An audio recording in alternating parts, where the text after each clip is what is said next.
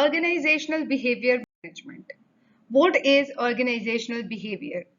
Organisational behaviour, जिसको OB भी कहा जाता है, ये वो स्टडी है जिसमें हम फैक्टर्स देखते हैं कि वो फैक्टर्स वो कौन से फैक्टर्स हैं जो कि इंडिविजुअल या ग्रुप की किसी भी ऑर्गेनाइजेशन में कोई इफेक्ट करते हैं, वो किस तरह से उनको ऑर्गेनाइजेशन मैनेज करती है एनवायरनमेंट को बेहतर बनाने के लिए और एनवायरनमेंट को कंड्यूसिव बनाने के लिए उन फैक्टर्स को कैसे रिमूव करती है। उन सारी स्टडीज को ऑर्गेनाइजेशनल बिहेवियर कहा जाता है। ऑर्गेनाइजेशनल बिहेवियर ह्यूमन बिहेवियर को स्टडी करने के लिए कि किसी ऑर्गेनाइजेशनल के सेटिंग में जो ह्यूमंस हैं उनके क्या बिहेवियर है, उनके क्या तरीके कार हैं, वो किस तरह से बिहेव करते हैं।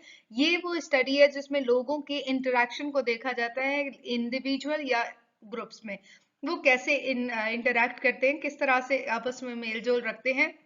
इसमें 3 तरह से हम ऑर्गेनाइजेशनल बिहेवियर को डिवाइड करते हैं। सबसे पहले माइक्रो लेवल है, जिसमें इंडिविजुअल को स्टडी किया जाता है कि ये देखा जाए कि किसी भी ऑर्गेनाइजेशन में, किसी भी इंस्टीट्यूशन में इंडिविजुअल कैसे काम करते हैं, वो उनका क्या तरीकेकार है काम करने का।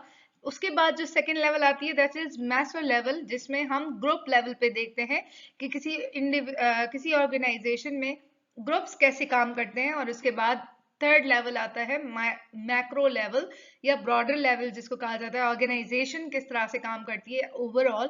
उसमें हम देखते हैं कि ऑर्गेनाइजेशनल बिहेवियर में 3 चीजें हमें बहुत ज्यादा इन लेवल्स को अंडरस्टैंड करना होता है कि इंडिविजुअल को कैसे डील किया जाएगा माइक्रो लेवल पे, फिर ग्रुप्स को कैसे डील करते हैं, किस तरह से बिहेव करते हैं ऑर्गेनाइजेशन में, वो मैसो लेवल हो जाएगा। और फिर ऑर्गेनाइजेशन इटसेल्फ किस तरह से बिहेव करती है, इसको मैक्रो लेवल कहा जाएगा। लेवल्स ऑफ मैनेजमेंट अगर देखें तो सबसे पहले जो मैनेजमेंट की लेवल है that is strategic management, change management, जिसमें बिजनेस साइड देखा जाएगा कि हम कौन सी स्ट्रेटजीज लेकर आ सकते हैं, मैनेजमेंट में कौन सी स्ट्रेटेजिक चेंजेस लेकर आ सकते हैं जिसकी वजह से हमारा बिजनेस जो है वो ग्रो हो सके।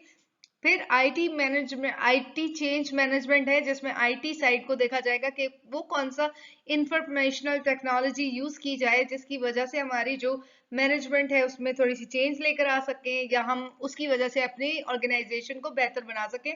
जो थर्ड लेवल है वो ऑर्गेनाइजेशनल चेंज मैनेजमेंट है। Organisational change management people side पे है, strategic management business side, IT change management IT side, और फिर ऑर्गेनाइजेशनल चेंज मैनेजमेंट लोगों की तरफ होता है कि लोग किस तरह से बिहेव करते हैं, आइदर वो लोग इंडिविजुअल हों, ग्रुप्स में हों, या ऑर्गेनाइजेशन इटसेल्फ ओवरऑल किस तरह से बिहेव करती है।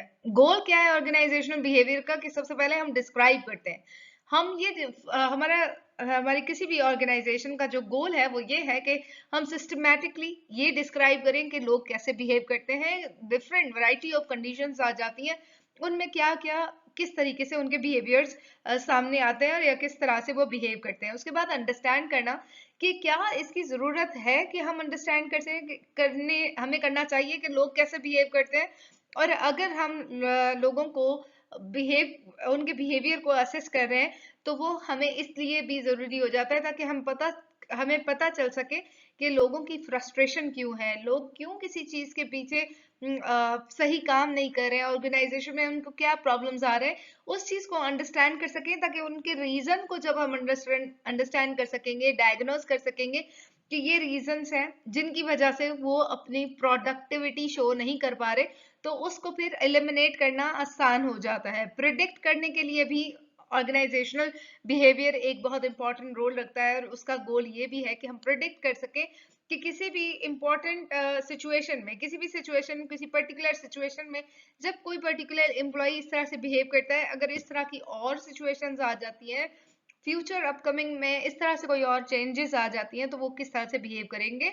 और फिर उनके बेस पे जो फोर्थ गोल है ऑर्गेनाइजेशनल बिहेवियर का वो ये है कि हम उनकी बिहेवियर को असेस करते हुए, अंडरस्टैंड करते हुए, डिस्क्राइब करते हुए, प्रोडिक्ट करते हुए कंट्रोल कर सकें। किसी हद तक हम उनको ह्यूमन एक्टिविटी को काम में कंट्रोल कर सकते हैं। फॉर एग्जाम्पल कोई एक इंडिविजुअल है जिनकी एक्टिविटी की वजह से बाकी ऑर्गेनाइजेशन के जो कलीग्स हैं, जो इंटरनल कस्टमर्स हैं, वो बहुत ज्यादा हेरिटेट होते हैं या हिंड्रेंस क्रिएट होती है उनकी वजह से, तो उसको हम कंट्रोल कर सकते हैं। ऑर्गेनाइजेशनल बिहेवियर ऑर्गेनाइजेशनल बिहेवियर में जो मॉडल्स हैं वो ऑटोक्रेटिक आ जाता है, कस्टोडियल है, सपोर्टिव है और कोलेजियल है। तो इस तरह से हम फर्दर इनको डिटेल में स्टडी करेंगे अब अपकमिंग वीडियोस में।